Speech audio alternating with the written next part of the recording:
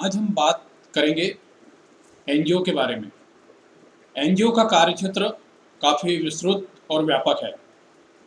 समाज सेवा जो कि एनजीओ के माध्यम से होती है, समाज सेवा के अंतर्गत सबसे पहले अपने को मालूम है कि जो गवर्नमेंट होती है उनका उद्देश्य होता है समाज के लोगों का हित। गवर्नमेंट का जो कार्यक्षेत्र है काफ़ी विस्तृत है। इसमें भी विभिन्न स्तरों पर गवर्नमेंट द्वारा सेवा दी जाती है आम जनता को, जिसमें सेंट्रल के रूप में, जिसमें हम लोग हमारे क्षेत्र में सांसद का निर्वाचन करते हैं। फिर उनका जो लोकसभा और राज्यसभा होता है, वहाँ पर जाके वो हमारे देश के संचालन में सहयोग करते हैं। साथ ही साथ में स्थानीय स्तर पर हम लोग विधायकों का निर्वाचन करते हैं। वो हमारे प्रदेश स्तर पर जो है तो विधानसभा में हमारा प्रतिनिधित्व करते हुए प्रदेश की जनता की सेवा करते हैं। इसी तरह स्थानीय स्तर पर भी जनप्रतिनिधियों द्वारा सेवा की जाती है। लेकिन दोस्तों, इसके अतिरिक्त जो एनजीओ है, एनजीओ का उद्देश्य भी होता है आम जनता की सेवा करना विभिन्न माध्यमों से। अब इसमें मुख्यतः 3 प्रकार से एनजीओ कार्य करते हैं। वो अपना जो संगठन का निर्माण, जिसमें वो ट्रस्ट बनाकर आम जनता की सेवा कर सकते हैं। उसके बाद में सोसाइटी अधिनियम के अंतर्गत अपना रजिस्ट्रेशन कराकर आम जनता की सेवा कर सकते हैं। साथ ही साथ में सेक्शन 8 कंपनी के रूप में अपना कॉर्पोरेट सेक्टर में रजिस्ट्रेशन कराकर आम जनता की सेवा कर सकते हैं। तो एनजीओ मुख्यतः 3 प्रकार से कार्य करते हैं,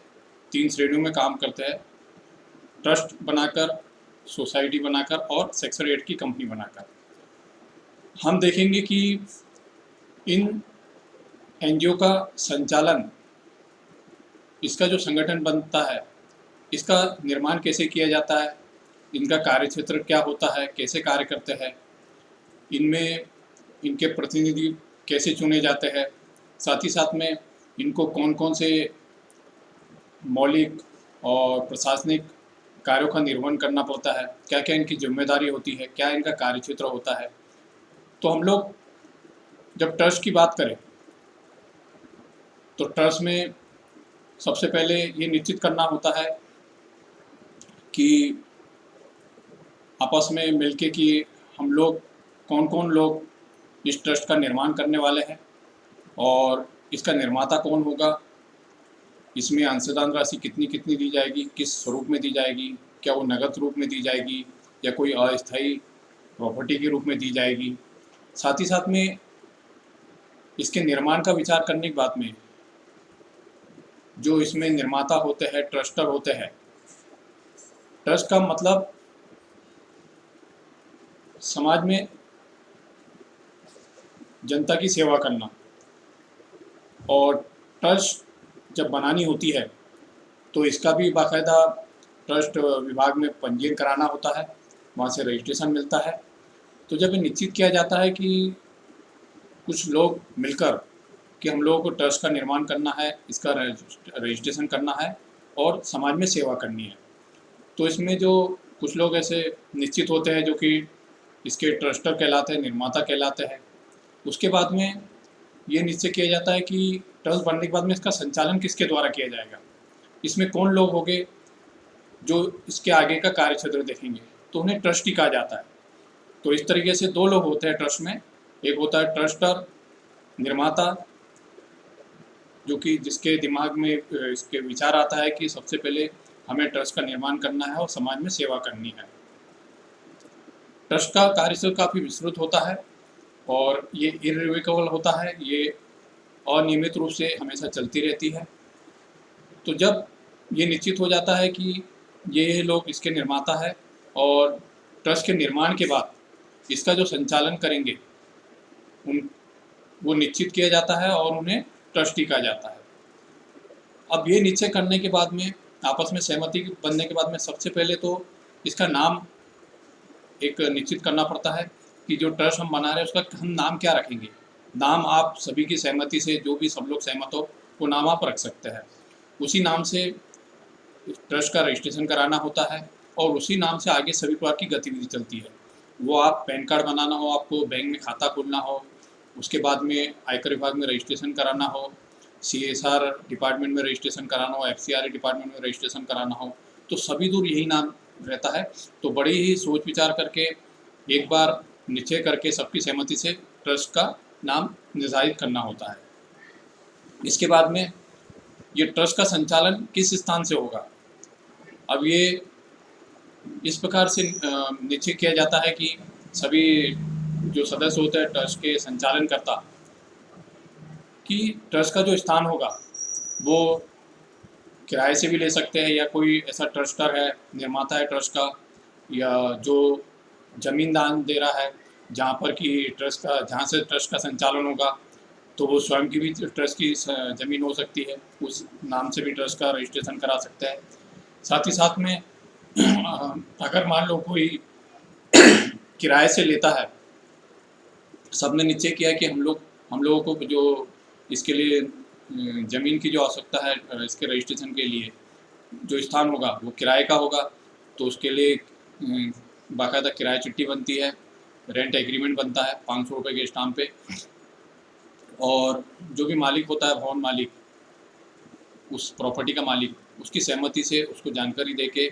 रेंट एग्रीमेंट बनाकर किराए की ज़मीन पर, या फिर जो भी ट्रस्ट के ट्रस्टर या फिर ट्रस्टी होते हैं, उनमें से अगर कोई अपने स्थान पर जो कि उनके नाम से ज़मीन हो, तो उस स्थान से भी इसको सबकी सहमति से इसका उस स्थान पर भी इसका ट्रस्ट का रजिस्ट्रेशन किया जा सकता है, उसके उस स्थान पर इसका संचालन किया जा सकता है। आगे सबसे मुख्य बात होती है कि इसमें हमने निश्चय कर लिया है कि नाम क्या होगा, क्योंकि स्थायी होता है। उसके बाद में इसका स्थान निश्चित कर लिया, और मुख्य होता है कि कार्य क्षेत्र, ट्रस्ट का जो कार्य क्षेत्र होगा वो किस क्षेत्र में कार्य करेगी। गवर्नमेंट ने कुछ कार्य क्षेत्र निश्चित किए हैं, जिनमें आप प्राथमिक रूप से अगर चाहे तो कर सकते हैं, वैसे इसका कोई निश्चित दायरा नहीं होता है, असीमित होता है। आप पूरे भारतवर्ष में ट्रस्ट बनाकर अपने सेवा के क्षेत्र में कार्य कर सकते हैं। तो इसमें मुख्यतः देखने में आता है कि सामान्यतः हेल्थ के क्षेत्र में, स्वास्थ्य के क्षेत्र में, शिक्षा के क्षेत्र में, या फिर गरीबों की सेवा के क्षेत्र में, अनेक ऐसे हैं कार्य क्षेत्र जिसमें जो भी ट्रस्ट के संचालन करता है वो कार्य क्षेत्र निश्चित करके, उसके उद्देश्य निश्चित करके ये इसका संचालन कर सकते हैं। साथ ही साथ में एजुकेशन क्षेत्र अगर देखें तो काफ़ी विस्तृत है। उसमें हम प्री प्राइमरी क्षेत्र से शुरू करेंगे, संस्था का कार्य प्राइमरी क्षेत्र से करेंगे, मिडिल क्षेत्र से करेंगे, हाई स्कूल क्षेत्र से करेंगे, या फिर हाई सेकेंडरी स्कूल स्तर से करेंगे, या फिर कॉलेज स्तर पे करेंगे। कॉलेज में आपके सेक्टर में करेंगे क्या, कोई आजकल देखने में आया कि जनरल रूटीन कोर्स के अलावा भी काफ़ी प्रोफेशनल हाई लेवल के टेक्निकल कोर्सेज भी हो रहे हैं। तो हमारा उद्देश्य क्या रहेगा, तो शैक्षणिक क्षेत्र में हम काम करेंगे, ये हेल्थ के सेक्टर में काम करेंगे, तो हेल्थ में स्वास्थ्य विभाग में किस क्षेत्र में करेंगे, क्या जनरल पब्लिक के लिए करेंगे एक अस्पताल बनाकर, या फिर कुछ महिलाओं के लिए, शिशुओं के लिए, कई तरीके के इसमें कार्य क्षेत्र होते हैं। जो आप जब इसका ट्रस्ट का लीगल डॉक्यूमेंट बनाते हैं तो उसमें आपका उद्देश्य निश्चित इसमें प्रदर्शित करना होता है, उसी उद्देश्यों पर ही संस्था को कार्य करना होता है। अगर आप इस उद्देश्य के हटके कुछ कार्य करेंगे तो फिर आगे टैक्सेशन में जो भी बेनिफिट मिलना रहता है वो थोड़ा सा अवॉइड होते जाता है, वो ना मिलते हुए फिर टैक्स की जॉब इसमें लायबिलिटी आ जाती है, जिम्मेदारी भरने की ट्रस्ट पर आ जाती है। तो इसका उद्देश्य निश्चित करना होता है। साथ ही साथ में जब ये निश्चय हो जाता है कि ट्रस्ट का हमने नाम रख लिया है, ये स्थान रहेगा और ये उद्देश्य रहेगा, तो इसकी एक साधारण मीटिंग बुलाई जाती है, सभा बुलाई जाती है सभी सदस्य मिलकर, और वहाँ पर जितने भी सदस्य हैं उनका सदस्यों का एक रजिस्टर मेंटेन होता है। उसमें सभी के नाम, पते, उनका कार्य क्षेत्र, उनके आधार नंबर, उनके पैन कार्ड नंबर, और उसके बाद में इनके मोबाइल नंबर, ये सभी रिकॉर्ड करते हुए उस दिन जो भी निर्णय लिए जाते हैं ट्रस्ट के सदस्यों के द्वारा, तो उसमें सब बाकायदा लिखित में सब कुछ अंकित करते हुए ये गतिविधि की जाती है। उसमें से निश्चय ये किया जाता है कि जितने ट्रस्ट ट्रस्ट जो बना है, इसके जो संचालन करेंगे जो ट्रस्टी होंगे, वो उसमें से कौन कौन क्या कार्य करेगा, जो प्रारंभिक जिम्मेदारी अगर मान लो रजिस्ट्रेशन कराना है तो उसके लिए कौन कौन से सदस्यों को हमने इनकी जवाबदारी दी गई है, उनको जवाबदारी दी जाएगी। वहाँ सभी सदस्यों की उपस्थिति में ये निर्णय लेकर सबकी साइन लेके इसका कार्य आगे बढ़ाया जाएगा। तो जब अब महत्वपूर्ण ये होता है कि आपने ट्रस्ट का नाम निश्चय कर लिया, उसके बाद में इसका स्थान निश्चय कर लिया, इसका संचालन कहाँ से होगा, उसके साथ ही साथ में इसका उद्देश्य निश्चय कर लिया, आपके ट्रस्ट के जो संचालन करता है वो ट्रस्टी निश्चित हो गए। उसके बाद में ये देखने में आता है कि आप जो है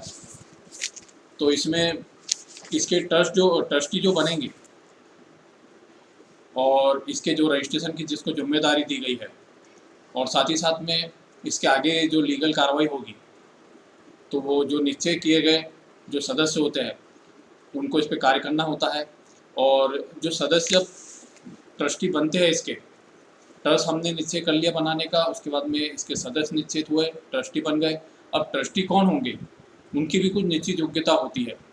उम्र की सीमा होती है। तो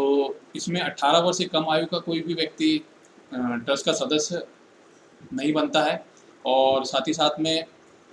सदस्यता लेने के लिए और उसका ट्रस्टी बनने के लिए 18 वर्ष की उम्र होनी चाहिए। साथ ही साथ में वो भारतीय नागरिक हो, मतलब उसका जो कार्य क्षेत्र है हमारा भारतवर्ष है, तो भारतवर्ष का वो नागरिक हो। साथ ही साथ में उसकी जो कार्यप्रणाली है वो कोई भी ऐसे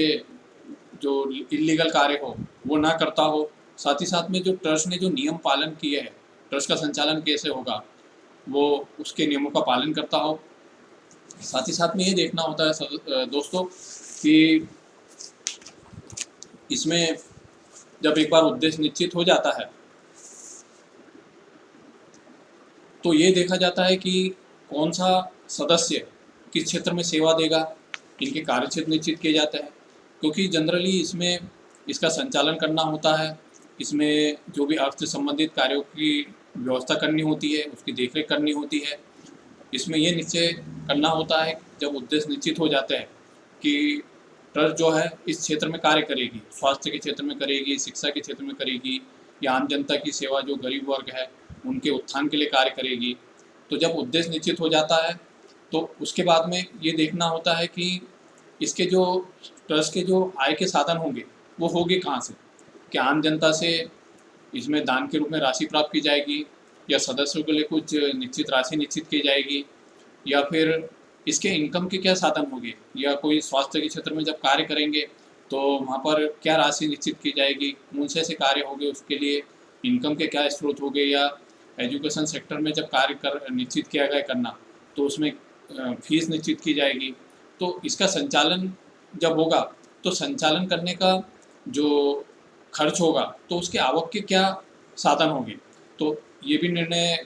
सब सदस्यों को आपस में विचार करके लेना होता है। तो साथ ही साथ में जब ये निश्चय हो जाता है कि ट्रस्ट का हमने नाम निश्चय कर लिया, उसका स्थान निश्चय कर लिया, उसका उद्देश्य निश्चय कर लिया, सब निश्चित हो गए कि कौन कौन लोग इसके संचालन करता होंगे, तो इन सब चीज़ों को दस्तावेज के रूप में अंकित करने के लिए इसमें लीगल कार्रवाई करनी होती है, जो कि पहली सभा में निश्चित कर दिया जाता है कि ये जो कार्रवाई कौन कौन लोग करेंगे। और ये निश्चय हो जाने के बाद में दोस्तों ये देखना होता है कि जब इसका दस्तावेज बनता है तो उस दस्तावेज को कहा जाता है ट्रस्ट के रूप में जब कार्य करना होता है तो उसको ट्रस्ट डीड कहा जाता है। तो ट्रस्ट डीड में पूरे इसके नियम होते हैं कि कैसे इसका संचालन होगा। पहली सभा में निश्चित हो जाता है कि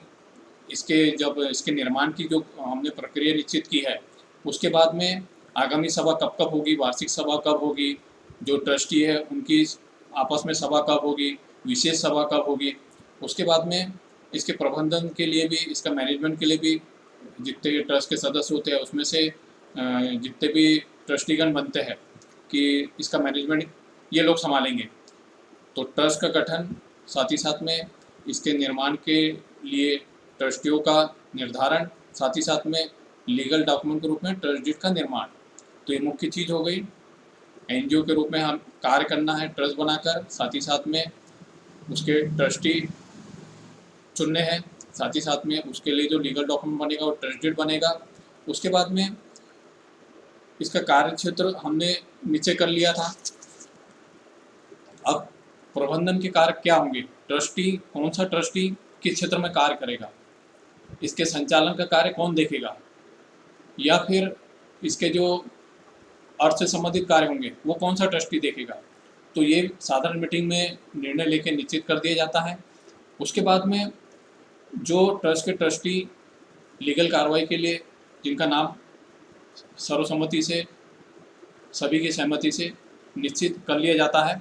तो उनके द्वारा फिर आगे की कार्रवाई की जाती है। इसमें सबसे पहले करना क्या होता है कि ट्रस्ट का ट्रस्टियों द्वारा ट्रस्ट डीड बनाना होता है, जिसमें उस ट्रस्ट के संचालन के संपूर्ण नियम होते हैं, शुरुआत से लेके उसके प्रारंभ करने से लेके उसके पूरे संचालन तक, लीगल कार्य तक। उसमें एक बार ट्रस्ट डीड बन जाने के बाद में संस्था का पैन कार्ड के लिए आवेदन करना होता है, जिसको पैन नंबर कहते हैं, परमानेंट अकाउंट नंबर, साथ ही साथ में टैन नंबर, जिसको टैक्स डिडक्शन अकाउंट नंबर बोलते हैं, टैन नंबर बोलते हैं। पैन नंबर और टैन नंबर इसके आवेदन करने के बाद में, ट्रस्ट डीड बन जाने के बाद में, पैन कार्ड आ जाने के बाद में हमको बैंक में बैंक खाता खोलने के लिए आवेदन करना होता है, जिसमें ट्रस्ट के रजिस्ट्रेशन की प्रति, ट्रस्ट डीड की प्रति और साथ ही साथ में पैन कार्ड की कॉपी ये देकर बैंक में खाता खोला जाता है। बैंक में आप सेविंग खाता ट्रस्ट के नाम से, करंट खाता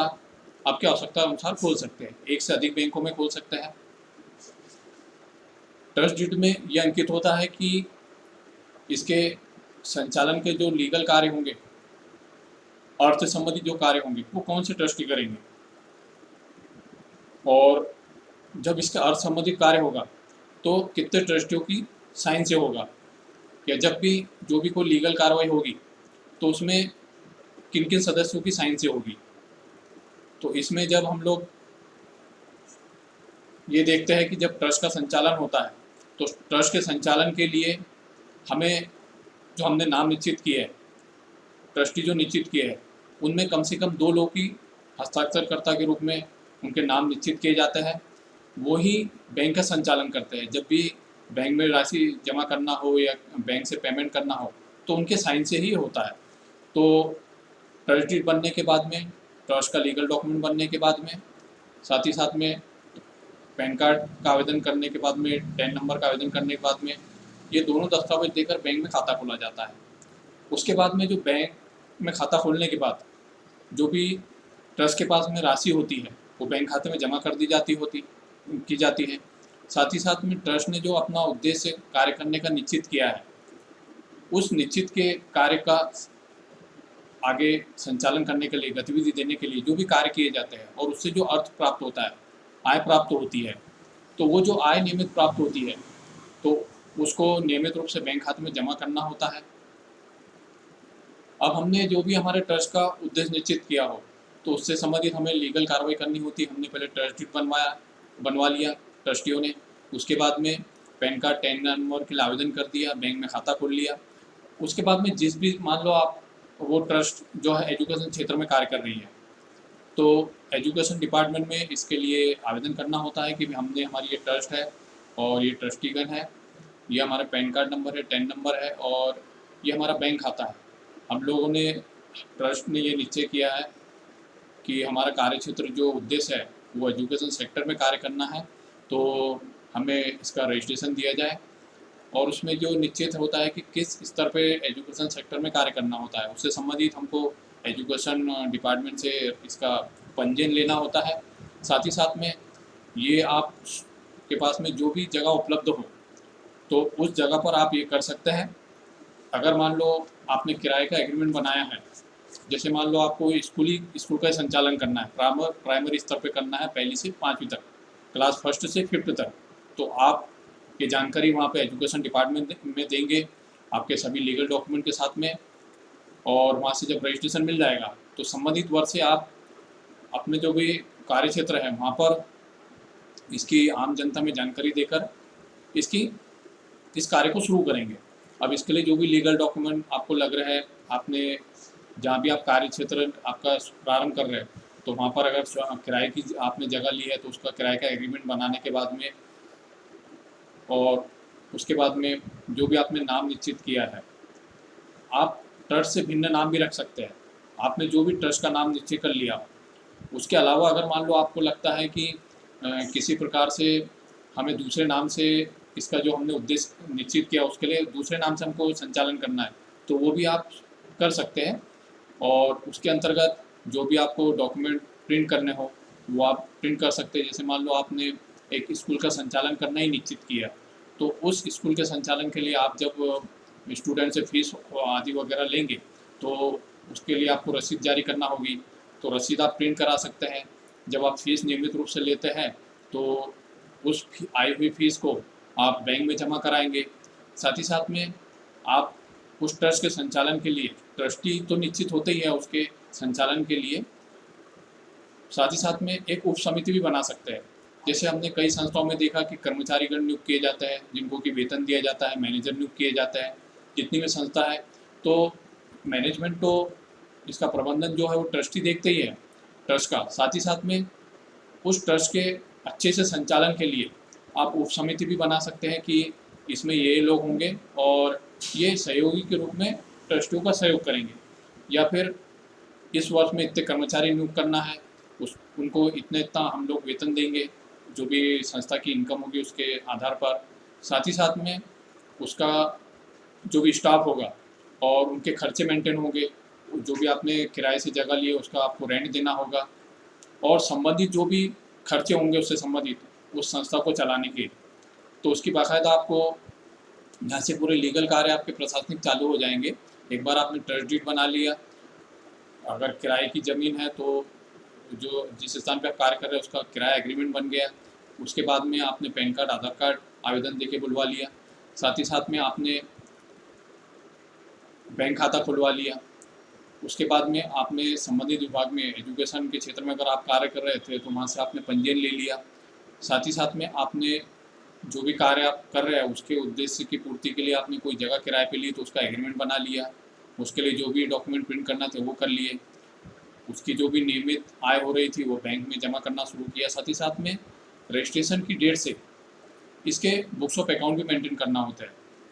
कैश बुक, लेजर्स, बैंक की डिटेल पूरी रखनी होती है। बैंक की दिन प्रतिदिन जो भी आप जमा आपकी आय होती है वो जमा जब बैंक में करते हैं उसकी डिपॉजिट रसीद मिलती है। साथ ही साथ में जो भी आपकी चेकबुक इशू होती है बैंक द्वारा तो आप को उसका रिकॉर्ड मेंटेन करना होता है। प्रतिदिन इसके cash book, ledger, day to day books maintain करने होते हैं और ये पूरे 365 दिन के मेंटेन होते हैं। आपको बाकायदा जब आप रिकॉर्ड मेंटेन करते हैं तो उस स्कूल का रिकॉर्ड मेंटेन होता है, और रिकॉर्ड मेंटेन होने के बाद में वर्ष के अंत में इसका ऑडिट कराना होता है। ऑडिट कराने से ये मालूम पड़ता है कि इस संस्था की इनकम के जो स्रोत थे वो क्या क्या थे, कहाँ से इनकम आई,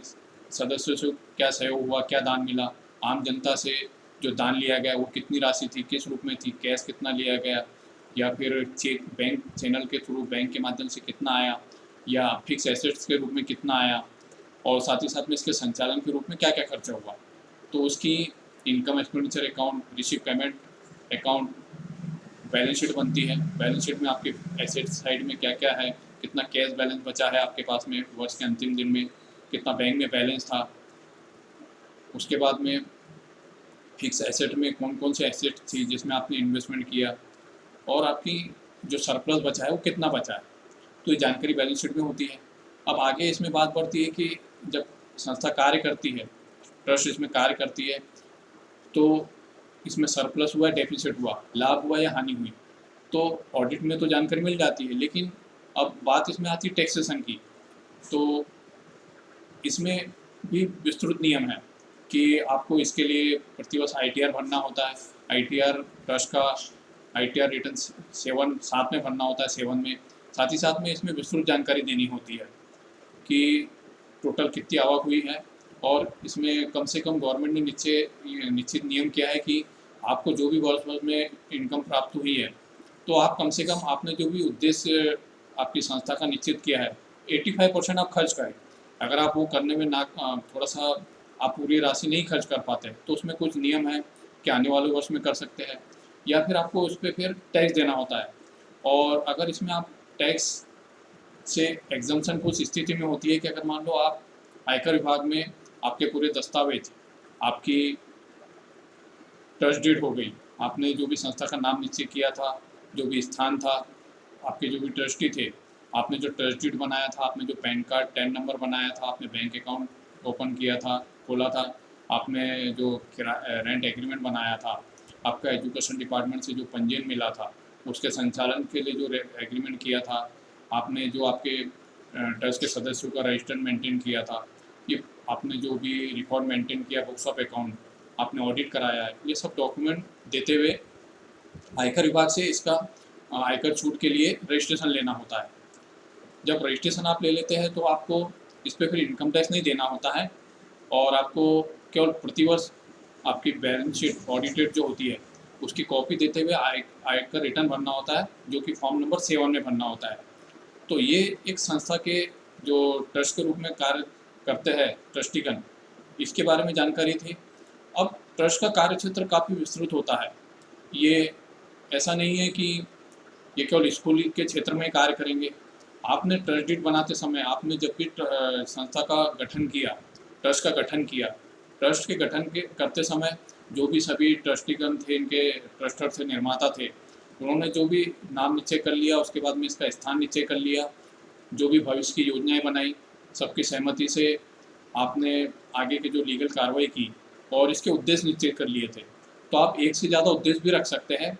और इसका जो कार्य क्षेत्र है आप एक एक उद्देश्य पर कार्य करके भी प्रारंभ कर सकते हैं। अगर आपने निश्चय कर लिया है कि हम लोग एजुकेशन और हेल्थ के क्षेत्र में कार्य करेंगे, तो पहले आप एजुकेशन के क्षेत्र में कार्य करिए, उसको स्थापित कर सकते हैं, उसके बाद में हेल्थ के क्षेत्र में भी कर सकते हैं, गरीबों की सेवा के रूप में कर सकते हैं, जो आपका जो इसके जो भी और निश्चित कार्य क्षेत्र आपने किए हैं, महिलाओं के हितों के लिए, बच्चों के लिए, यह इनकम टैक्स विभाग द्वारा जो भी इसमें कुछ नियम निश्चित किए गए उनका पालन करते हुए जब आप इसका संचालन करते हैं तो आप बड़ी आसानी से इसका संचालन कर सकते हैं। तो ट्रस्ट के जो भी आपने उद्देश्य निश्चय किए हैं, उन उद्देश्यों की पूर्ति की करने के लिए आपका जो कार्य क्षेत्र आपको वहीं तक रखना होता है। अगर आपने जो भी ट्रस्ट डीड में कार्य निश्चय कर लिए कि हमारा ट्रस्ट इस क्षेत्र में कार्य करेगा, लेकिन अगर उसके अतिरिक्त आप कार्य करते हैं तो फिर आयकर विभाग से उन कार्यों को करने पर इसके खर्चों की छूट नहीं मिलती है और टैक्स देना होता है। तो एनजीओ जो रहता है, हमने देखा कि ट्रस्ट के रूप में, सोसाइटी के रूप में, सेक्शन 8 कंपनी के रूप में, और जब एक ट्रस्ट का निर्माण कर लिया जाता है तो उसका जो संचालन करते हैं उसके ट्रस्टीगण करते हैं, और ट्रस्टियों के द्वारा इसके ट्रस्ट के संचालन के लिए जो लीगल डॉक्यूमेंट बनता है उसको ट्रस्ट डीड कहा जाता है। ट्रस्ट डीड में पूरे नियम होते हैं कि हमने इस ट्रस्ट डीड में ये अंकित होता है कि इस ट्रस्ट का नाम ये है, हमने ये सभी सदस्यों ने निश्चित किया है, ट्रस्टियों ने। उसके बाद में इसका कार्य क्षेत्र जो है इस ट्रस्ट का ये है, ट्रस्ट के जो कार्य क्षेत्र है, उद्देश्य है कि ट्रस्ट किस क्षेत्र में कार्य करेगा, वो उद्देश्य उसमें लिखित में होते हैं। साथ ही साथ में इसमें जो भी इसके संचालन के लिए जो भी समय समय पर जिनको भी उत्तरदायित्व दिया गया है, जिन ट्रस्टियों को, उनकी जवाबदारी, और उसके बाद में इसके जो चुनाव होंगे तो ट्रस्ट के चुनाव कितने वर्ष में होंगे, और उसके बाद में इसकी जो सभा होगी कब कब होगी, मैनेजमेंट की कब होगी, वार्षिक सभा कब होगी, विशेष सभा किन स्थितियों में हो सकती है। उसके बाद में इसका जो कार्य क्षेत्र होता है उस कार्य क्षेत्र को लेते हुए इसके ट्रस्ट के इनकम के जो भी स्रोत क्या होंगे, साथ ही साथ में जो भी ट्रस्टी बने हैं उनके क्या उत्तरदायित्व होंगे, इनके क्या अधिकार होंगे। आप पहले से सभी ट्रस्टी निश्चित कर सकते हैं कि हमको कितने बैंक में खाता खोलना है, किस स्वरूप में खोलना है। आप चाहे तो बैंक का नाम भी निश्चित कर सकते हैं, उस बैंक में खाता खोलकर आप फिर आगे संचालन करें। साथ ही साथ में समय अनुसार इसमें अगर चाहते हैं कि कुछ संशोधन हो तो आप बदलाव भी कर सकते हैं। आप साधारण मीटिंग में ये निश्चित कर सकते हैं कि जो हमने ट्रस्ट बनाई है तो हमारी भविष्य की ये योजना है, हमको इन क्षेत्रों में कार्य करना है। साथ ही साथ में हमको किन संपत्तियों में निवेश करना है, वो सभी ट्रस्टियों की सहमति से जो भी आपने उस ट्रस्ट के सदस्यों का रजिस्टर नियुक्त किया है और उसमें जानकारी रखते हुए फिर आपको उस ट्रस्ट में आपने जो भी वर्ष भर में या उसके संचालन करते समय जिन भी संपत्तियों में आपने राशि इन्वेस्टमेंट की है उसका एक रजिस्टर मेंटेन करना होता है। बुक्स ऑफ अकाउंट के साथ ही साथ में कैश बुक लेजर, उसके बाद में कैश बुक ये मेंटेन करते हुए इसकी डिपॉजिट की जो रसीदें होती है वो पूरी अपने पास संस्था के पास रखते हुए, साथ ही साथ में जो भी बैंक से आप राशि जब विड्रॉल करते हैं उसके चेक बुक की पूरी डिटेल रखते हुए, इसके प्रॉपर्टी का एसेट्स का पूरा रजिस्टर मेंटेन करते हुए इसका संचालन किया जाता है। तो जब ये आपका उद्देश्य निश्चय कर लेते हैं कि हमने जो है हमारा एजुकेशन सेक्टर में कार्य किया है और साथ ही साथ में हमारा जो संस्था का कार्य क्षेत्र है वो कार्य क्षेत्र जो है तो इसमें हमने एजुकेशन सेक्टर में किया था, साथ ही साथ में अब हमको हेल्थ सेक्टर में भी कार्य करना है। तो दोस्तों इसमें हमको ये ध्यान रखना है कि जो भी हमारा ट्रस्ट का उद्देश्य हो हम केवल उस उद्देश्य के लिए ही ट्रस्ट के कार्यों को करें, उसके विपरीत जाकर या अगेंस्ट में जाकर एक हमने उद्देश्य निश्चित कर लिया हो या उसके बाहर हम कोई कार्य क्षेत्र है उससे आप बचें। एजुकेशन सेक्टर में अधिकतम मात्रा में एनजीओ द्वारा कार्य किया जाता है, ट्रस्ट द्वारा कार्य किया जाता है। जहाँ भी आप आसपास रहते हैं देखते होंगे कि ट्रस्ट कई क्षेत्रों में कार्य कर रही है, कुछ हॉस्पिटल में कार्य कर रही है, स्वास्थ्य के क्षेत्र में कार्य कर रही है, कोई एजुकेशन सेक्टर में कार्य कर रही है, या फिर हम लोग जब देखते हैं आसपास में कि ट्रस्ट जो है उसके अनेक रूप हमको देखने के मिलते हैं। अनाथालय हो गया या फिर वृद्धाश्रम हो गया या फिर आम जनता की सेवा के लिए जल सेवा हो गई, आम जनता की सेवा के लिए इनके स्वास्थ्य के क्षेत्र में कार्य कर रहे हैं, एजुकेशन सेक्टर में कार्य कर रहे हैं या कोई धर्मशाला बना के कार्य कर रहे हैं कि आम पब्लिक के लिए एक रियायती दर पर हम उसको उपलब्ध कराएं। अब ट्रस्ट जो हो गई तो इसके जो इनकम के सेक्टर जो क्षेत्र होते हैं, एक तो जो हमने उद्देश्य निश्चित किया है उस उद्देश्य की पूर्ति के संचालन के लिए हम लोग हमको जो भी दान मिलता है उससे उसका संचालन करने के लिए हमने इसको प्रारंभ किया। साथ ही साथ में उस कार्य को करने के लिए जो भी निश्चित राशि की गई वो हमने उस संबंधित क्षेत्र से प्राप्त की। साथ ही साथ में अगर संस्था को दान मिल रहा है नगद के रूप में या बैंक के रूप में और कुछ फिक्स एसेट्स जैसे ज़मीन आदि के रूप में दान मिल रहा है तो इसकी कोई सीमा निश्चित नहीं होती है, आप असीमित राशि के रूप में दान ले सकते हैं और उसको आपके बुक्स ऑफ अकाउंट में बाकायदा दर्शित करना होता है। और साथ ही साथ में आपके जब बुक्स ऑफ अकाउंट में बैलेंस शीट को जानकारी आती है, आप इनकम टैक्स विभाग में जानकारी जाती है तो उसका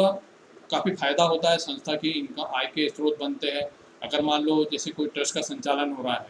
ट्रस्टियों द्वारा उसका मैनेजमेंट किया जा रहा है, जो भी उद्देश्य निश्चित किए गए थे उसका उस उद्देश्य के लिए संचालन हो रहा है, साथ ही साथ में उस ट्रस्ट को आम जनता से कैश के रूप में या बैंक के रूप में या अन्य कोई संपत्ति के रूप में, चाहे वो कोई ज़मीन हो गई, भवन हो गया या और कोई किसी भी संपत्ति के रूप में दान प्राप्त होता है तो उस दान का आप उसमें बुक्स ऑफ अकाउंट में बाकायदा उसको दर्शित करते हुए उस पर आप अगर खाली ज़मीन मिली है तो उस पर आप कंस्ट्रक्शन कर सकते हैं। जो ट्रस्ट डिपार्टमेंट है वहाँ से परमिशन लेकर, साथ ही साथ में अगर वहाँ से आपको इनकम होती है तो उद्देश्य जो आपने निश्चित किया था उसके उद्देश्य के साथ साथ आप उसमें कंस्ट्रक्शन करके, मान लो जैसे कोई आपने ट्रस्ट निर्माण की है, ट्रस्ट में आप एजुकेशन सेक्टर में कार्य कर रहे हैं, साथ ही साथ में आपके पास में स्पेस है, अगर मान लो आपको दान के रूप में ज़मीन मिल गई तो उस ज़मीन पर आपने कुछ दान राशि प्राप्त करके कंस्ट्रक्शन निर्माण कर लिया। निर्माण करने के बाद में आपने निश्चय किया कि भाई हमको इसमें एक धर्मशाला भी खोलनी है या मैरिज हॉल खोलना है, तो आप आम पब्लिक के सेवा करते हुए इसमें धर्मशाला अगर आपने बनाई है सेवा देने के रूप में तो आप उससे जो भी आपको इनकम होगी, या आपने ये निश्चय कर लिया कि हमको एक मैरिज गार्डन का संचालन भी करना है, आम पब्लिक को ये सेवा उपलब्ध करानी है, तो आपने जो भी उसकी निश्चित राशि की है उससे जब इनकम होगी, साथ ही साथ में अगर मान लो आपके पास में इस ट्रस्ट के संचालन करते हुए जो भी राशि प्राप्त हो रही है और इसके संचालन करने में जो भी खर्च हो रहा है उससे कुछ सरप्लस बचता है, अगर वो आप बैंक में एफडी के रूप में रखते हैं तो उससे ब्याज से इनकम हो सकती है ट्रस्ट को। साथ ही साथ में अगर मान लो आपको ज़मीन के रूप में दान प्राप्त हुआ और आपने दान प्राप्त करते हुए जो संस्था के उद्देश्य उसको करते हुए अगर मान लो आपने उसमें कंस्ट्रक्ट निर्माण किया और निर्माण करके कुछ दुकानें निकाल दी, अगर वो आपकी दुकान किराए से चली जाती है तो दुकान किराए से इनकम भी होगी, तो उस ट्रस्ट के इनकम के ऐसे जो आय के स्रोत होते हैं वो बढ़ते जाते हैं। इसमें जो भी आपने ट्रस्ट डीड में आपका उद्देश्य निश्चय किया उसका आप संचालन कर रहे हैं। साथ ही साथ में आपने अगर कुछ आपकी सेविंग बचती है तो बैंक में डिपॉजिट कर दिया। आपने जो भी उद्देश्य निश्चित किए थे उसको प्रारंभ करते करते हुए एक से अधिक कार्य प्रारंभ किए। एक उदाहरण हमने दिया कि एक ट्रस्ट का निर्माण हुआ। ट्रस्ट ने अपना उद्देश्य किया था पहले निश्चित कि हम लोग एजुकेशन सेक्टर में कार्य करेंगे। एजुकेशन सेक्टर से परमिशन लेने के बाद में जब उस संस्था के अच्छे कार्य को देखते हुए आम जनता से उनको दान प्राप्त हुआ तो उन्होंने अगर उसमें और उनको ज़मीन मिल जाती है तो ज़मीन पर वो एक धर्मशाला, एक मैरिज हॉल के क्षेत्र में कार्य करते हुए वहाँ से इनकम के स्रोत उनके अतिरिक्त बढ़ जाते हैं। कुछ शेष राशि सरप्लस के रूप में बचत होती है तो वो बैंक में जब रखते हैं तो उनको एफडी के ब्याज के रूप में इनकम प्राप्त होती है। साथ ही साथ में अगर उनको ज़मीन मिली है और वो वहाँ पर उसने निर्माण किया है दान की राशि से, तो उस दान की राशि से निर्माण करने के बाद में अगर दुकानों से इनकम आ रही है किराए की, तो इस तरीके से इनकम के जो भी क्षेत्र स्रोत बढ़ते जाते हैं, ये सभी उनके द्वारा जो रिकॉर्ड मेंटेन किया जाता है उसमें बुक्स ऑफ अकाउंट में, कैश बुक लेजर में ये सब दर्शित करने होते हैं और वर्ष के अंत में इसका ऑडिटर द्वारा ऑडिट किया जाता है, बैलेंस शीट बनती है और इनकम टैक्स डिपार्टमेंट में जो कि इनके द्वारा आईटीआर रिटर्न भरा जाता है और इनकम टैक्स विभाग में रजिस्ट्रेशन होने से इनको उस पर इनकम टैक्स की छूट मिलती है। तो आगे ये ऐसा संचालन करते रहते हैं। तो अभी हमने जानकारी इसमें ली कि एक ट्रस्ट का संचालन कैसे होता है। साथ ही साथ में आगे सेक्टर में इसमें कार्य होता है सोसाइटी के रूप में। सोसाइटी जो होती है तो इसमें भी ये निश्चय करना होता है, कुछ आपस में लोग निश्चय करते हैं मेंबर बन के कि हमको एक सोसाइटी बनाकर समाज में सेवा करनी है। तो इसमें जो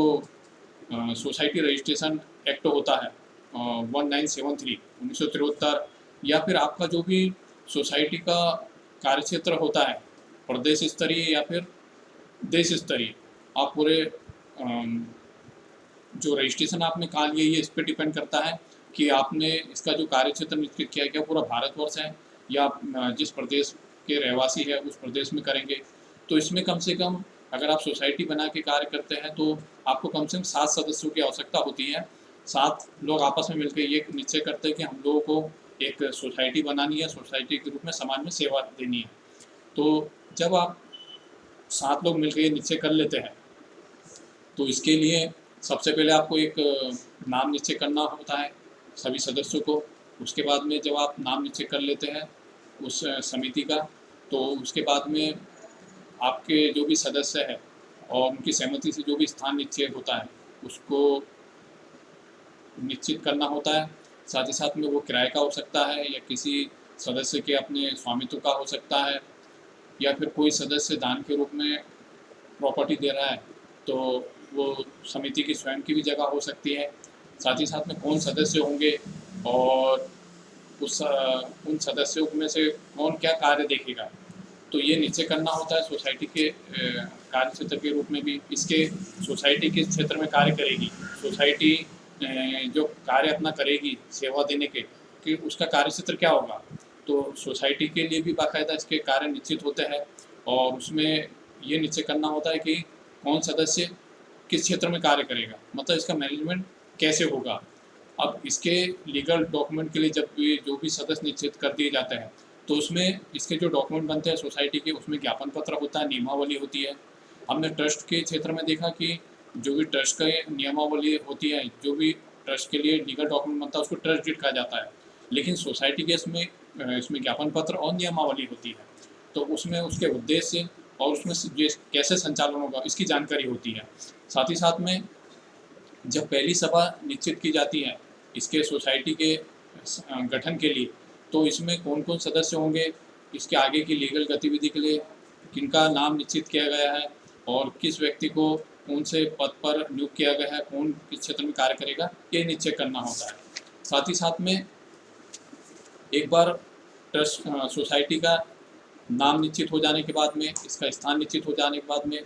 इसके सदस्य कौन कौन बनेंगे निश्चित हो जाने के बाद में, इसके बाद में इसका उद्देश्य निश्चित हो जाने के बाद में, इसकी जब आगे की गतिविधि जो लीगल डॉक्यूमेंट होंगे इसके, वो कौन तैयार करेगा, और इसके जो डॉक्यूमेंट जब तैयार हो जाते हैं, ज्ञापन पत्र नियमावली बन जाती है, तो उसमें ये जानकारी होती है कि इस समिति का नाम, सोसाइटी का नाम ये हमने निश्चित किया है, इसका संचालन इस स्थान से होगा, इस सोसाइटी समिति का जो कार्य क्षेत्र है वो इन क्षेत्रों में है, साथ ही साथ में इसके इतने सदस्य हैं, सदस्यों का रजिस्टर मेंटेन करना होता है, और उसके बाद में इस समिति की, सोसाइटी की जो सभा होगी वो कब कब होगी वर्ष में, और मैनेजमेंट की या विशेष स्थिति में कब होगी। उसके बाद में इसके जो भी समिति के सदस्य बने हैं उनसे इनकम के किन क्षेत्रों में ये कार्य करेगी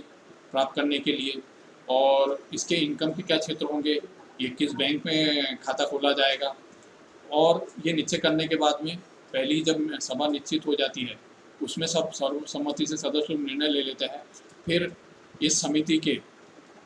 ज्ञापन पत्र और नियमावली बनाने के लिए कार्रवाई की जाती है, साथ ही साथ में इसके नियमावली ज्ञापन पत्र बनने के बाद में इसका पैन कार्ड 10 नंबर के लिए आवेदन किया जाता है आयकर विभाग में। पैन नंबर और 10 नंबर आने के बाद में इसका बैंक में इसके ज्ञापन पत्र नियमावली की कॉपी, पैन नंबर 10 नंबर की कॉपी देके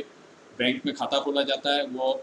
समिति के सदस्यों द्वारा जो निश्चित किया गया है कि वो सेविंग खाता खोलेंगे या फिर करंट खाता खोलेंगे, किस बैंक में खोलेंगे, तो उसमें खाता खोलने के बाद में इन्होंने जिस भी सेक्टर में कार्य करने का इनका उद्देश्य था, जो भी निश्चय किया गया था, उस संबंधित विभाग में आवेदन देकर उस संबंधित रजिस्ट्रेशन लिया जाएगा, और रजिस्ट्रेशन लेने के बाद में जब इनके बाद में डॉक्यूमेंट ये तैयार हो जाएंगे तो उसके क्षेत्र में कार्य करेंगे। फिर इसके जो भी इनकम के इन्होंने स्रोत निश्चय किए है उस सेक्टर में कार्य करते हुए इससे जो भी इनकम इनको प्राप्त होगी वो बाकायदा इनको दिन प्रतिदिन बैंक खाते में जमा करना होगी, इसके रिकॉर्ड मेंटेन करना होंगे, साथ ही साथ में कैश बुक लेजर जब मेंटेन होगा, वर्ष के अंत में इसका ऑडिट होगा, इसकी बैलेंस शीट बनेगी, और ये सभी डॉक्यूमेंट देते हुए समिति का ज्ञापन पत्र, नियमावली, उसके बाद में इसका किराए की अगर वो ज़मीन है जहाँ पर ये संचालन करना निश्चय किया गया तो उसका rent agreement, pan card 10 number की कॉपी, बैंक खाते की इसकी जानकारी, साथ ही साथ में संबंधित विभाग के रजिस्ट्रेशन की प्रति, ये आयकर विभाग को देते हुए इनकम टैक्स विभाग से इसकी जो भी बचत होगी इस पर छूट के लिए आवेदन किया जाएगा। वो मिल जाने के बाद में इनको भी, समितियों को भी ITR 7 में आयकर रिटर्न प्रतिवर्ष भरना होता है, जिससे इनको टैक्स की छूट मिलती है, और ये फिर इनके संस्था का, समिति का, सोसाइटी का संचालन करते रहते हैं। तो अभी हमने पहले आपको जानकारी दी थी कि NGO जिसमें ट्रस्ट, सोसाइटी और सेक्शन 8 कंपनी कार्य करती है। अब आगे हम बात करेंगे कि इसमें जब सेक्शन 8 कंपनी होती है तो जैसे कारपोरेट सेक्टर में कार्य होता है, कारपोरेट सेक्टर में लिमिटेड कंपनी बनती है, प्राइवेट लिमिटेड बनती है, तो उसी आधार पर कारपोरेट सेक्टर में सेक्शन 8 कंपनी होती है। इसमें डायरेक्टर होते हैं और इनको इनके लीगल डॉक्यूमेंट तैयार करने होते हैं, साथ ही साथ में जो भी इसके संचालन करता होंगे सेक्शन 8 कंपनी में, जो भी आपने नाम निश्चित किया हो, इसके डायरेक्टर को मिला के इसके सदस्यों ने मिलके उसका नाम निश्चय करना होता है, साथ ही साथ में किस स्थान से इससे संचालन होगा, क्या स्वयं की ज़मीन होगी या फिर किराए की एग्रीमेंट बनाकर किराए के स्थान पर इसका संचालन होगा, साथ ही साथ में इसका उद्देश्य क्या होगा और इससे संबंधित लीगल डॉक्यूमेंट किनके द्वारा बनाए जाएंगे, इसकी जो भी मीटिंग होती है उसमें निश्चय करके इसके लीगल जो भी प्रक्रिया होती है उस पर कार्य किया जाता है। और इससे संबंधित जब डॉक्यूमेंट बन जाते हैं और साथ ही साथ में इसके लिए पैन नंबर 10 नंबर के लिए इनकम डिपार्टमेंट में आवेदन करना होता है, साथ ही साथ में बैंक में अकाउंट खोलना होता है, और जिस भी सेक्टर में सेक्शन 8 कंपनी ने कार्य करना सेवा के रूप में निश्चय किया है उस संबंधित विभाग में रजिस्ट्रेशन के लिए आवेदन करके वो रजिस्ट्रेशन लेना होता है और संबंधित क्षेत्र में कार्य करना होता है। इसमें भी day to day books of account maintain करने होते हैं, कैश बुक लेजर और बैंक की पूरी डिटेल रखनी होती है। इसके जो भी income expenditure account, receive payment account, balance sheet बनती है, इसका ऑडिट किया जाता है। साथ ही साथ में आयकर डिपार्टमेंट में इसके एग्जम्पशन के लिए, इसकी छूट के लिए आवेदन करके इसका रजिस्ट्रेशन लिया जाता है और उसका संचालन किया जाता है। तो हमने ये देखा कि NGO रहता है जो उसका कार्यक्षेत्र काफ़ी विस्तृत है और ये निश्चय उस संचालन उसके संचालनकर्ताओं को करना पड़ता है कि हमको इसका संचालन ट्रस्ट बना के करना है, सोसाइटी बना के करना है, या इसके बाद में सेक्शन 8 कंपनी के रूप में करना है। और जब आप ट्रस्ट के रूप में करेंगे इसका संचालन, तो इसमें ट्रस्टी होंगे इसके संचालनकर्ता, और इसका जो लीगल डॉक्यूमेंट होगा वो ट्रस्ट डीड होगा। ट्रस्ट डीड में पूरी जानकारी होती है, इसके ट्रस्ट के नाम से लेके, उसके संचालन के स्थान से लेके, ट्रस्ट का जो उद्देश्य है वो लेकर, इसकी कब कब सभा होगी, ट्रस्ट के इनकम के क्या साधन होंगे, क्या इसका कार्यक्षेत्र होगा, इसके चुनाव कितने वर्ष में होंगे, साथ ही साथ में इसका बैंक खाता अगर निश्चित आपने पहले से कर लिया तो किस बैंक में है, उसके बाद में इसका ऑडिटर निश्चित करना होता है, साथ ही साथ में संबंधित विभागों में रजिस्ट्रेशन देके इनकम टैक्स विभाग में रजिस्ट्रेशन के लिए आवेदन करने के बाद में इसका ITR भरना होता है, और जो भी निश्चित नियम किया गया उसका संचालन करना होता है। साथ ही साथ में अगर सोसाइटी बना के कार्य किया है तो सोसाइटी में इसके सोसाइटी के संचालनकर्ता जो भी निश्चित किया होगा, इसकी समिति बनती है, इसका मैनेजमेंट की पूरी समिति होती है, जिसमें कि अध्यक्ष, सचिव, उपाध्यक्ष, कोषाध्यक्ष, साथ ही साथ में सह सचिव, या फिर और इसके लिए आपने जो भी सदस्य निश्चित किया है वो इसका संचालन करते हैं। जो भी समिति होती है उसका जो लीगल डॉक्यूमेंट बनता है उसको ज्ञापन पत्र, नियमावली उसको कहा जाता है। उसमें बाकायदा उस समिति या सोसाइटी का जो नाम निश्चय होता है, उसमें उसका स्थान दर्शित होता है, साथ ही साथ में उसके उद्देश्य होते हैं, साथ ही साथ में उसकी जो भी मैनेजमेंट में क्या पद रहेंगे उनकी जानकारी दर्शित होती है, साथ ही साथ में इसके कार्य क्षेत्र जो है उसके बाद में उन कार्यों को पूर्ति करने की जानकारी होती है कि आप समिति किस क्षेत्र में कार्य करेगी, साथ ही साथ में बैंक खाता खोलना होगा, और इसके बाद में इसकी मीटिंग सभा कब कब होगी, किन किन स्थितियों में कब कब सभा करनी होगी, उसके बाद में इसके चुनाव कब होंगे, कितने वर्ष के अंतराल से इसके चुनाव होंगे, और चुनाव की क्या क्या पद होंगे, कितने वर्षों में चुनाव होंगे और किस किस पद पर चुनाव होंगे। साथ ही साथ में इसमें आगे जो भी है इनकम के स्रोत किस क्षेत्र में बढ़ेंगे, हम लोग हमारे इनकम के संस्था के जो भी इनकम के स्रोत है वो क्या क्या हो सकते हैं, इसके ऊपर कार्य करते हुए, साथ ही साथ में आगे सेक्शन 8 कंपनी है, सेक्शन 8 कंपनी में इसके कौन डायरेक्टर होंगे, सेक्शन 8 कंपनी में कंपनी इसका नाम क्या होगा संस्था का, उसके बाद में इसके उद्देश्य क्या होंगे, इसका स्थान क्या होगा, उसके बाद में ये किस बैंक में खाता खोलेंगे, इसके लीगल डॉक्यूमेंट बनने के बाद में किस क्षेत्र में ये सेक्टर में कार्य कर रही है, इसके क्या क्या डॉक्यूमेंट बने हैं, ये सब जानकारी NGO को करना होती है। हम लोग आसपास भी देखते हैं कि कई हमारे देखने में आता है कि हमारे आसपास कई मैरिज गार्डन होते हैं, धर्मशालाएँ होती है, या फिर अस्पताल होते हैं, या फिर स्कूल होती है, कॉलेज होती है, तो इनका जो संचालन होता है, संचालन ट्रस्ट के रूप में होता है, समिति के रूप में होता है, सेक्शन 8 कंपनी के रूप में होता है। तो अगर एक उदाहरण से ये समझ ले कि मान लो कुछ लोगों ने मिलकर निश्चय कर लिया कि हमें एक ट्रस्ट बनाना है या समिति बनानी है, सेक्शन 8 कंपनी बनानी है, उन्होंने इसके लिए नाम निश्चित कर लिया है कि ट्रस्ट का नाम ये होगा, इस नाम से ट्रस्ट जानी जाएगी, या समिति का नाम ये होगा, इस नाम से जानी जाएगी, सेक्शन 8 कंपनी होगी, इसका नाम ये होगा। या आगे इसकी बात करें तो जो ट्रस्ट बनी है उसका उद्देश्य ये होगा, इस क्षेत्र में कार्य करेगी, या फिर समिति के रूप में कार्य करे तो समिति का उद्देश्य ये होगा, इस क्षेत्र में कार्य करेगी, सेक्शन 8 कंपनी इस क्षेत्र में कार्य करेगी, और उसमें जो भी इनकी योग्यता होगी, योग्यता में क्या क्या देखा जाएगा, एक ट्रस्ट में ट्रस्टी बनाते समय, समिति में इसके सदस्य बनाते समय, सेक्शन 8 कंपनी में इसके डायरेक्टर बनाते समय, ये पूरी इन चीज़ों को ध्यान रखना होता है, और बाकायदा इसके पूरे रिकॉर्ड मेंटेन करने होते हैं, इसका एक कार्यालय होता है। साथ ही साथ में जब आप इसका नित्य संचालन करते रहते हैं और समय समय पर संबंधित क्षेत्रों में या प्रशासनिक क्षेत्रों में जो भी चेंजेस आते हैं उनका पालन करते हुए इन संस्थाओं का संचालन करना होता है। तो जब भी हम देखें कि समाज सेवा का जो कार्य है, NGO non government organisation, government तो सेवा करती ही करती है, लेकिन बड़ी मात्रा में इसमें बहुत बड़ा योगदान है NGO का। एनजीओ, इनके कार्य की कोई सीमा नहीं है, अनंत है इनके कार्य और क्षेत्र अनंत है।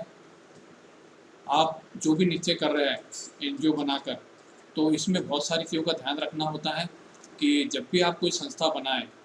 संचालन करना हो, तो इसमें जो भी आपने नीचे किया हो कि हम एनजीओ बना रहे हैं, ट्रस्ट के रूप में बना रहे हैं या समिति बना रहे हैं, सेक्शन 8 कंपनी बना रहे हैं, तो इसकी लीगल प्रक्रिया पे ज़रूर ध्यान दें, क्योंकि जब आप लीगल प्रक्रिया पे पूरी तरीके से ध्यान देंगे तो आपको भविष्य में किसी प्रकार की समस्याओं का सामना नहीं करना होगा। हम समराइज में ये बताते चलते हैं कि अगर मान लो आपने ट्रस्ट का गठन या ट्रस्ट के रूप में संचालन हो रहा है, तो वो ट्रस्ट जो है, तो ट्रस्ट डीड आपने बना लिया, उसके ट्रस्टी निश्चित हो कर लिए, उसके बाद में आपने उसका, आपके पास में ट्रस्ट के रूप में जब कार्य कर रहे हैं तो ट्रस्ट डीड होना आवश्यक है, नहीं तो आपको लीगल कार्यों में काफ़ी तकलीफें आती हैं और टैक्सेशन की जवाबदारी आ जाती है। आप ये मान के चलिए कि मान लो आप किसी ट्रस्ट का संचालन कर रहे हैं, आपने जो भी ट्रस्ट बनाई और उसका आप संचालन कर रहे हैं, और उसमें अगर मान लो आपके पास में ट्रस्ट डीड नहीं है, तो आप जब इनकम टैक्स डिपार्टमेंट में उसके एग्जाम्पशन के लिए, छूट के लिए आवेदन करेंगे तो क्या डॉक्यूमेंट देंगे? उसके अभाव में आपके ऊपर टैक्स की जवाबदारी आएगी, जो कि काफ़ी हेवी होती है और 40% से अधिक उस पर टैक्स देना होता है। मान लो कि आपको दान में ही मान लो किसी से एक 40 लाख रुपए की प्रॉपर्टी मिल गई, खाली ज़मीन मिल गई, मान लो कि कोई दानदाता था जिनकी स्वेच्छा थी कि भाई ये ट्रस्ट अच्छा कार्य कर रही है, समाज में सेवा भावना से कार्य करती है, तो अगर मान लो आप उस ट्रस्ट को, अगर मान लो 40 लाख रुपए की ज़मीन ही दान के रूप में मिल गई और आपके पास में ट्रस्ट डीड नहीं बना है, आपके पास इनकम टैक्स से उसकी छूट का सर्टिफिकेट नहीं है, तो आपको उस पर अधिकतम दर से इनकम टैक्स चुकाना होगा। तो इससे टैक्सेशन से जो एग्जम्पशन आपको नहीं प्राप्त हुआ, इसको लेने के लिए आपको जो भी आप ट्रस्ट का संचालन एनजीओ के रूप में बनाकर कर रहे हैं, तो उसके सबसे पहले तो ट्रस्ट के आप ट्रस्ट डीड बनवाएं, साथ ही साथ में इनकम टैक्स विभाग में भी रजिस्ट्रेशन के लिए आवेदन दें, ताकि आपको जो भी बड़ी मात्रा में अगर दान मिलता है तो आप टैक्सेशन की जवाबदारी से बचें। यही नियम ट्रस्ट, सोसाइटी, सेक्शन 8 कंपनी पे लागू होता है कि जिस सेक्टर में भी आप एनजीओ बना के, जिस स्वरूप में भी कार्य कर रहे हैं, ट्रस्ट बनाकर करें, समिति बनाकर करें या फिर सेक्शन 8 कंपनी बना के करें, तो आपके पास में लीगलिटी जो भी कानून करके उसका पूरा पालन करें। अगर मान लो आप ट्रस्ट बनाकर समाज सेवा में आप कार्य कर रहे हैं, तो कार्य आपका जो भी आपने निश्चित किया हो, तो उसके लिए बाकायदा आप उसकी प्रोसीडिंग लिखे, उसकी जो भी ट्रस्ट है आपकी, उसकी ट्रस्ट डीड आपके पास होना चाहिए, साथ ही साथ में उसमें ट्रस्टियों के चुनाव होना चाहिए और साथ ही साथ में उसका रिकॉर्ड मेंटेन होना चाहिए, उसके बैंक खाते खुले होना चाहिए, बैंक में जो भी आवक आ रही है उस ट्रस्ट की वो जमा होना चाहिए, उसका ऑडिट होना चाहिए, साथ ही साथ में इनकम टैक्स में रजिस्ट्रेशन के लिए, एग्जम्पशन के लिए, छूट के लिए आवेदन देके उसका सर्टिफिकेट होना चाहिए। तो इस और उसका जब आप वार्षिक रूप से रिटर्न भरेंगे, तो जब आप इनकम टैक्स विभाग को रिटर्न भर के जानकारी देंगे तो उस पर आपको टैक्स नहीं देना होगा। साथ ही साथ में अगर मान लो ट्रस्ट में सेविंग बच गई, आपने बैंक में एफडी बना ली और उस पर आपका पैन नंबर भी आपने दिया था, तो अगर मान लो नियमों के अनुसार बैंक ने आपके उस एफडी पर जो भी ब्याज दिया है आपको, उस पर टीडीएस काटा है, तो टीडीएस भी बाकायदा अगर आपने इनकम टैक्स में रजिस्ट्रेशन ले रखा है छूट के लिए, तो जब आप रिटर्न भरते हैं तो उस रिटर्न में उस ब्याज की जानकारी देकर जो भी बैंक ने टीडीएस काटा है, फॉर्म 16 जो आपको 16A फॉर्म दिया है बैंक ने, तो उसका रिटर्न में जानकारी देकर आप वो टीडीएस भी वापस ले सकते हैं, ब्याज सहित वापस ले सकते हैं। अगर मान लो आपने ट्रस्ट का आप संचालन कर रहे हैं, आपकी ट्रस्ट है जिस भी नाम से है, तो अगर मान लो आपके पास में लीगल डॉक्यूमेंट नहीं है, ट्रस्ट डीड नहीं है, आप ट्रस्टियों के चुनाव नहीं कराते हैं, आपने इनकम टैक्स में रजिस्ट्रेशन में इनकम टैक्स विभाग में रजिस्ट्रेशन के लिए आवेदन नहीं किया और छूट का प्रमाण पत्र नहीं लिया है,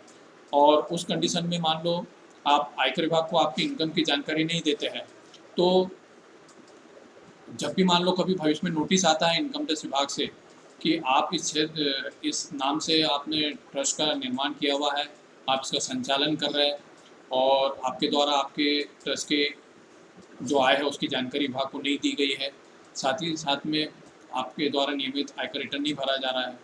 तो उस कंडीशन में जो भी आपकी इनकम होगी और जो भी आपकी बैलेंस शीट में आपकी एसेट्स होगी उसकी मार्केट वैल्यू का सेक्शन 115 टीडी के अंतर्गत अधिकतम दर से 40% की दर से इनकम टैक्स देना होगा। हम उदाहरण के लिए समझ सकते हैं कि किसी ट्रस्ट का संचालन कई विगत वर्षों से हो रहा है, वो पुरानी ट्रस्ट है, उसके पास में उसका ट्रस्ट डीड नहीं है, उसमें वो ट्रस्टियों के चुनाव नहीं कराते हैं, और मान लो उसकी बैलेंस शीट बनी है और उस बैलेंस शीट में मान लो कोई ज़मीन उसको कई पुराने वर्षों पहले किसी दानदाता ने दी थी, उस वर्ष में मान लो उसकी कीमत 10 लाख की थी और आज के तारीख में मार्केट वैल्यू उसकी 10 करोड़ हो गई। तो जब इनकम टैक्स आपसे टैक्स की रिकवरी करेगा तो वो 10 करोड़ पे करेगा। सेक्शन 115 टीडी में ये नियम है कि आपने अगर इनकम टैक्स विभाग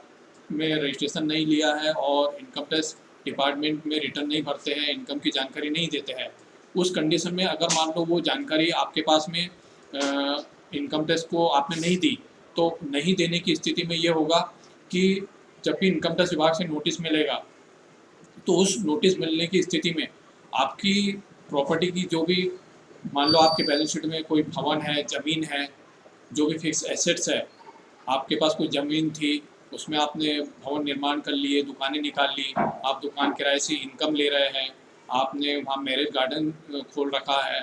उसके बाद में बैंक में जमा करने से आपको ब्याज की इनकम हो रही है, और ये सब जानकारी आप आयकर विभाग में नहीं दे रहे हैं, और जब नोटिस आ जाता है तो उस कंडीशन में जो भी उस प्रॉपर्टी की मार्केट वैल्यू होगी, उस की जो भी मान लो 10 करोड़ है, तो 10 करोड़ पे आपको इनकम टैक्स देना होगा, जो भी इनकम टैक्स की अधिकतम दर से। साथ ही साथ में आपने अगर आपकी कोई बचत थी वो बैंक में जमा कर रखी थी, बैंक ने नियमों के अनुसार, आयकर विभाग ने जो निश्चित नियम किए हैं उसके अनुसार उन्होंने उस पर टीडीएस काट लिया, तो टीडीएस की जानकारी आपके पैन कार्ड के माध्यम से बैंक ने काटने पर इनकम टैक्स विभाग को दे दी, लेकिन आपने इनकम टैक्स डिपार्टमेंट के पास में रिटर्न, आयकर रिटर्न आपका सबमिट नहीं किया, तो ये जानकारी डिपार्टमेंट के पास चली गई, तो आपके पैन कार्ड पर आपके ट्रस्ट के नाम से बैंक द्वारा टीडीएस काटने के बावजूद आपने आयकर रिटर्न नहीं भरा आयकर विभाग के पास, तो नोटिस आने जब आता है तो उस कंडीशन में आपके ऊपर आपकी बैलेंस शीट के अनुसार बड़ी मात्रा में टैक्स की लायबिलिटी आ जाएगी। तो आपको इन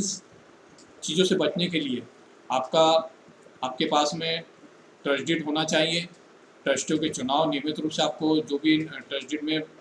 वर्ष आपने निश्चित किए हैं कि 4 वर्ष, 5 वर्ष, 6 वर्ष, जितने भी वर्ष में चुनाव किए जाएंगे ट्रस्टियों के, वो जानकारी उसमें होना चाहिए, ट्रस्टियों के चुनाव कराना चाहिए। उसके बाद में ट्रस्ट डीड की जानकारी देते हुए सब लीगल उसकी प्रक्रिया पूर्ण करते हुए आयकर विभाग से इसका इनकम टैक्स की छूट का रजिस्ट्रेशन लेना चाहिए। इसके विपरीत स्थिति में उस ट्रस्ट को काफ़ी परेशानियों का सामना करना पड़ेगा। साथ ही साथ में आजकल ये देखा जा रहा है कि कई ट्रस्ट पुराने समय से कार्य कर रही है, लेकिन जो वर्तमान में नियम बदल गए हैं उसके अनुसार कुछ स्थितियाँ तो ऐसी हैं जिसमें आपकी भले इनकम जीरो हो लेकिन आपको इनकम टैक्स रिटर्न भरना जरूरी है। अब कुछ कुछ चीज़ें ऐसी निश्चित हो गई है, मान लो कोई ट्रस्ट है, काफ़ी पुरानी ट्रस्ट है और उनके पास में बैलेंस शीट में उनकी प्रॉपर्टी है जिसमें भवन है, और मान लो वो वहाँ पर मैरिज हॉल का संचालन कर रहे हैं, उस मैरिज हॉल के संचालन से उनको रेगुलर इनकम प्राप्त हो रही है। उस ज़मीन के बाहर उन्होंने दुकानें निकाल ली, दुकान से किराया मिल रहा है, बैंक में कुछ जमा हो जाता है उससे ब्याज मिल रहा है, इनकम के अनेक सोर्स होने के बावजूद, और उस मैरिज गार्डन के संचालन के लिए वो एक वर्ष में 1 लाख से ज़्यादा का बिजली बिल भर रहे हैं, मतलब इलेक्ट्रिसिटी डिपार्टमेंट को पेमेंट कर रहे हैं। तो उस कंडीशन में आयकर रिटर्न भरना जरूरी हो गया है। कोई भी हो, किसी भी स्थिति का व्यक्ति हो, किसी भी स्टेटस में हो, चाहे इंडिविजुअल हो, एचयूएफ हो, कोई पार्टनरशिप डीड हो, या फिर कृषक क्यों ना हो, कोई संस्था क्यों ना हो, कोई एनजीओ क्यों ना हो, कोई ट्रस्ट क्यों ना हो, कारपोरेट सेक्टर क्यों ना हो, कोई समिति क्यों ना हो, सेक्शन 8 कंपनी क्यों ना हो, सभी को इनकम टैक्स रिटर्न भरना कंपलसरी है। साथ ही साथ में आपके करंट अकाउंट है उसमें आपने निश्चित सीमा से ज़्यादा राशि जमा कर ली हो, सेविंग खाता है उसमें निश्चित सीमा से ज़्यादा राशि जमा कर ली हो, आपका जो भी टर्नओवर है उसमें एक निश्चित सीमा आपने क्रॉस कर ली हो, या फिर आपका जो टीडीएस कट्टा है, आपका पैन कार्ड है और उस पैन कार्ड पे एक निश्चित सीमा से ज़्यादा आपका टीडीएस कट गया है, उस कंडीशन में भी आपको आयकर रिटर्न भरना जरूरी है। आयकर रिटर्न भरने की पात्रता होने के बाद में भी अगर आयकर रिटर्न नहीं भरा जाता है तो इनकम टैक्स से नोटिस आने पर अधिकतम दर से उस पर टैक्स देना होता है। और इसके लिए हम आपको यही सलाह देंगे कि आप जब एनजीओ के रूप में एनजीओ बनाकर अगर वो ट्रस्ट, सोसाइटी या सेक्शन 8 कंपनी बनाकर कार्य कर रहे हैं तो इसके लीगल डॉक्यूमेंट ज़रूर बनाएं। और लीगल डॉक्यूमेंट बनाने के बाद ही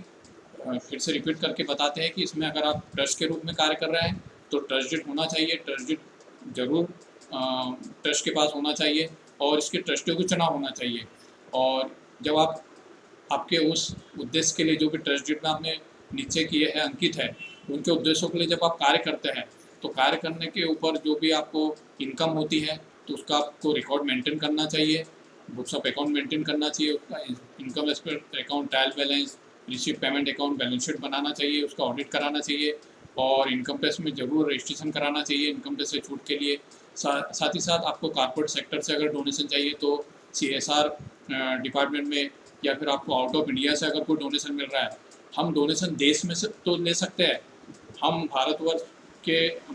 में कार्यरत एनजीओ है तो हम पूरे भारतवर्ष से तो डोनेशन दान ले सकते हैं। साथ ही साथ में हमारी संस्था को अगर मान लो आउट ऑफ इंडिया से मतलब NRI से भी अगर दान मिल रहा है तो उस कंडीशन में FCRA में हमको रजिस्ट्रेशन कराना होता है गवर्नमेंट के पास में, NGO दर्पण में रजिस्ट्रेशन कराना होता है। तो सबसे पहले स्टार्टिंग कि आप जिस भी स्टेटस में कार्य कर रहे हैं NGO के रूप में, ट्रस्ट, सोसाइटी या सेक्शन 8 कंपनी, उससे संबंधित आपके पास में लीगल डॉक्यूमेंट हो, ट्रस्ट के रूप में ट्रस्ट डीड हो, सोसाइटी के रूप में आपका मेमोरेंडम हो, आर्टिकल ऑफ एसोसिएशन, ज्ञापन पत्र, नियमावली हो, सेक्शन 8 कंपनी में लीगल पूरे डॉक्यूमेंट हो, ट्रस्ट में ट्रस्टी हो, ट्रस्टियों के चुनाव हो, ट्रस्टी चुने, ट्रस्ट के रूप में ट्रस्टी उसका संचालन करते हो, समिति के रूप में जो भी आपने मैनेजमेंट का उसकी समिति है उनकी पूरी बॉडी हो, सेक्शन 8 कंपनी में उसके डायरेक्टर हो। साथ ही साथ में जिस उद्देश्य के लिए आपने आपकी ट्रस्ट, समिति या सेक्शन 8 कंपनी का गठन किया है उस उद्देश्य से संबंधित जो भी विभाग है उससे आपके रजिस्ट्रेशन हो, साथ ही साथ में आपके NGO दर्पण में रजिस्ट्रेशन हो और उसके बाद में आपका इसका लीगल रिकॉर्ड मेंटेन करते हो आप, इसके बुक्स ऑफ अकाउंट मेंटेन कर आप ज़रूर करें, साथ ही साथ में बैलेंस शीट बनाएं, ऑडिट कराएं, इनकम टैक्स से छूट के लिए इनकम टैक्स विभाग में रजिस्ट्रेशन कराएं, उसके साथ ही साथ में CSR FCRA में इसका रजिस्ट्रेशन कराएं। तो इन जगहों पर जब आप नियम से काम करते हैं तो आपकी NGO का संचालन बिल्कुल आसानी से हो जाता है। तो दोस्तों आज हमने NGO के बारे में आपको जानकारी दी कि किस तरीके से आप समाज में NGO के रूप में ट्रस्ट, सोसाइटी या सेक्शन 8 कंपनी बनाकर सेवा दे सकते हैं। दोस्तों अगर आप हमारे इस YouTube वीडियो पर पहली बार है, आप इसको पहली बार देख रहे हैं तो आप इस YouTube चैनल को सब्सक्राइब करें, लाइक करें। आगे भी हम नए नए टॉपिक पे आपको जानकारी देते रहेंगे और आपको नियमित जानकारी मिलते रहे, इसके लिए आप हमारे इस चैनल को सब्सक्राइब करें। आज के चैनल में बस इतना ही। बहुत बहुत धन्यवाद आपका, बहुत बहुत धन्यवाद। नमस्कार।